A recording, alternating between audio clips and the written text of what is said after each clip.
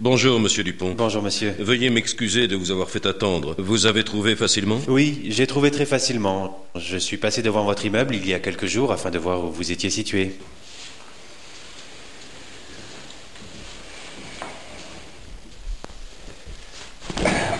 Et que savez-vous sur notre entreprise? Votre entreprise est l'une des plus importantes de sa branche. Vos produits occupent une place prépondérante sur le marché européen. La tendance du marché est à la hausse, ce que reflète votre bilan concernant l'année passée. Il est très motivant pour moi de mettre mes compétences au service d'une entreprise d'une aussi grande envergure. Nous offrons à notre personnel des possibilités de formation permanente. Nous sommes par conséquent intéressés par une collaboration de longue durée. La possibilité de continuer à progresser est pour moi l'un des critères les plus importants dans le choix d'un employeur. Si l'opportunité d'une formation continue m'est offerte, je suis bien entendu prêt à m'engager à long terme dans l'entreprise. Quels sont les types de formations professionnelles ou personnelles auxquelles vous avez participé? Dans mes fonctions, il est indispensable de se perfectionner en permanence. Je participe régulièrement à des séminaires de formation spécialisés et j'approfondis mes connaissances linguistiques par des cours de perfectionnement. Comment voyez-vous l'évolution de notre secteur d'activité? Les prévisions de la presse spécialisée sont positives. À long terme, je pense que le marché sera surtout déterminé par l'évolution de plus en plus rapide des technologies informatiques. Une évolution à laquelle une entreprise désireuse de s'étendre ne peut échapper.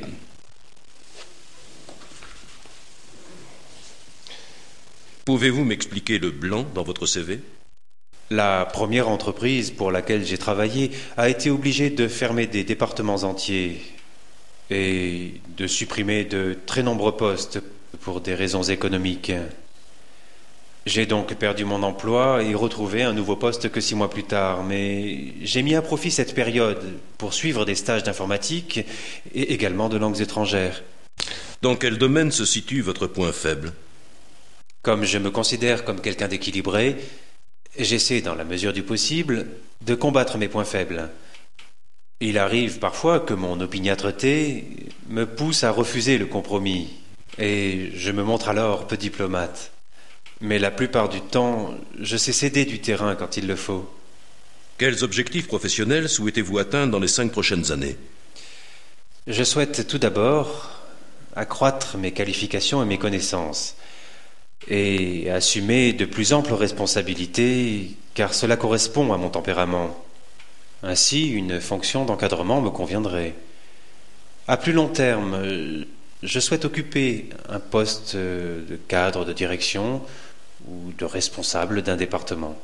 Votre objectif à long terme est d'occuper quel poste dans notre entreprise?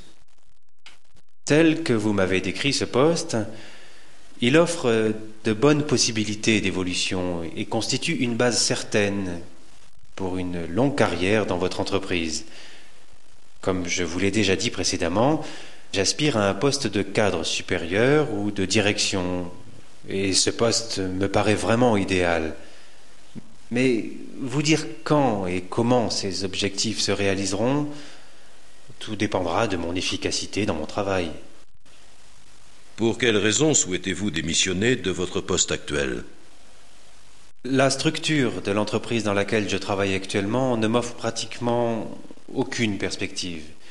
À l'inverse, j'ai envie de continuer à progresser et je recherche par conséquent un emploi qui me permette de mettre toutes mes compétences à l'épreuve. Merci beaucoup, monsieur. Je pense que monsieur Guibert, le chef de service, aimerait vous recevoir quelques instants dans son bureau.